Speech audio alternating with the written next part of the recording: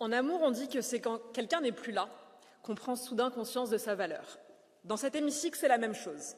Après avoir méprisé et même martyrisé notre industrie, vous commencez à la regretter.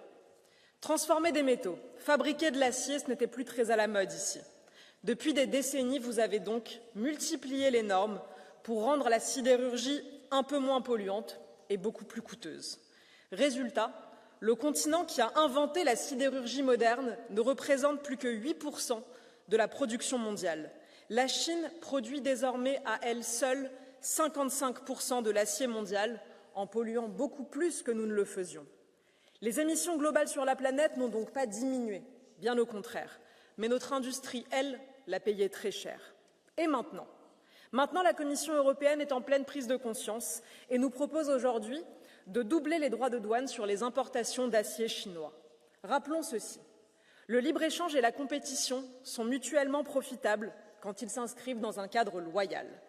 Or, avec la Chine, nos entreprises sont en concurrence non pas avec d'autres entreprises, mais avec un État plus vaste et plus peuplé que tout notre continent, qui conquiert des marchés sans jamais ouvrir les siens, ce qui est la définition d'une concurrence ni libre ni loyale, mais totalement faussée. Il n'y a donc pas de naïveté à avoir. Il faut assumer de protéger notre industrie et de pratiquer le libre-échange avec ceux qui en acceptent les règles. Alors, que faut-il faire ? D'abord, baissons massivement les coûts. Coût de l'énergie, coût du travail, les charges, les normes, supprimons les impôts de production. Ensuite, produisons notre propre énergie, car l'énergie pèse pour 40% du prix de l'acier. La solution ? Le nucléaire, encore et toujours, seule source compétitive, décarbonée et souveraine. Enfin, protégeons ce qui peut l'être, mais intelligemment. Bref, libérons notre économie à l'intérieur et protégeons-la de la concurrence déloyale à l'extérieur. Merci à vous.